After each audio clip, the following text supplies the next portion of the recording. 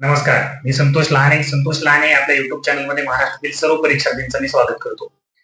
बघा, आपल्या सगळ्यांसाठी एक महत्त्वाची अपडेट घेऊन आलेलो आहे आणि ते अपडेट आहे कृषी सेवक परीक्षेसंदर्भामध्ये.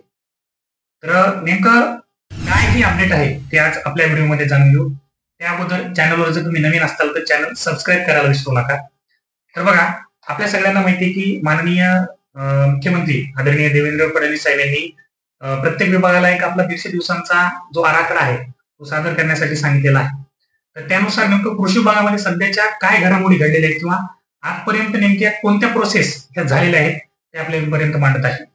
बघा, माननीय मुख्यमंत्री महोदयांच्या 150 दिवसाच्या सेवाकर्मी कार्यक्रम राबवण्याबाबत 11 जुलै 2025 रोजी माननीय मुख्य सचिव यांच्या अध्यक्षतेखाली बैठक संपन्न झाली. त्या बैठकीमध्ये अप्पर मुख्य सचिव सेवा म्हणजे सामान्य प्रशासन विभाग यांनी सविस्तर त्या गोष्टीचे सर्व सादरीकरण केलेले आहे. त्यानंतर 14 जुलै 2025 प्रधान सचिव कृषी यांच्या अध्यक्षतेखाली एक बैठक संपन्न झाली आणि नेमकं मग आकृतीबंधामध्ये त्यावर काय बोलले गेले तर बघा, माननीय मंत्री कृषी महोदयांच्या अध्यक्षतेखाली सुधारित आकृतीबंधाचे सादरीकरण करण्यात आले.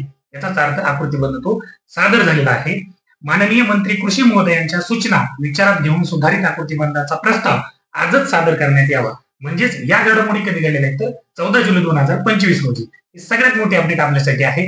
यामध्ये तुम्हाला मला सांगायचं काय, नेमकं किती पदांची जाहिरात आहे, ती जाहिरात कधी येऊ शकते आणि नेमकी परीक्षा कोण घेणार याबद्दल ही माहिती आपल्यापर्यंत पोहोचवायची आहे. आपल्या सगळ्यांना मला सांगायला आनंद होतो की हे बघा, जर यांना डिसेंबरच्या अगोदर ही भरती प्रक्रिया पूर्ण करायची असेल, त्यामध्ये स्थानिक स्वराज्य संस्थेच्या निवडणूक आहे किंवा बाकीच्या सगळ्या अडचणी आहेत, जर शासनाने तशी मानसिकता बनवली की डिसेंबरच्या अगोदर आपल्याला सगळी प्रोसेस पूर्ण करायच्या, तर येणाऱ्या 2 ऑक्टोबर पर्यंत पूर्ण म्हणजे फक्त हे काही कृषी विभागाशी संबंधित नाही तर संपूर्ण विभागांना त्यांनी तशा पद्धतीचे आदेश दिले.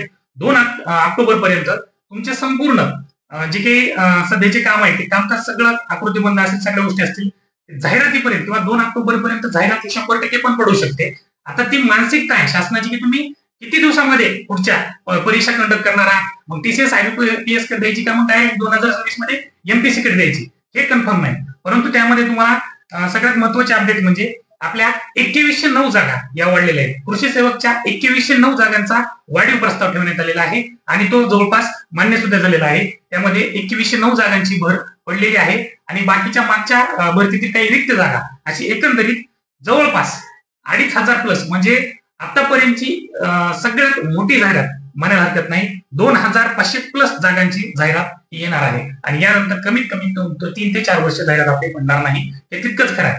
आता मला एकच तुम्हाला सांगायचंय, सध्या बॅचेस बद्दल सगळ्या गोष्टी आहेत किंवा आम्ही पण एक बॅच लॉन्च केलेली आहे, मला त्यावर बोलायचं सुद्धा नाही. तुम्हाला सांगू, विद्यार्थ्यांनी सर्वस्वी ठरवायचे की आपण नेमकं काय करायचंय. फक्त माझी तुम्हाला कळकळीची विनंती आहे, आपण वेळ वाया घालत असताल तर आता सावध व्हा, आपापला अभ्यास करा. येणाऱ्या 5-6 महिन्यामध्ये विद्यापीठ भरती असेल, कृषी सेवक भरती असेल, या खूप मोठ्या पदांची जाहिरात येणार आहे. त्याच्यामुळे आपल्या आईवडिलांचं स्वप्न, आपलं स्वप्न जर तुम्हाला पूर्ण करायचं असेल तर आजपासून आणि आतापासूनच तयारीला लागा आणि अभ्यास करा.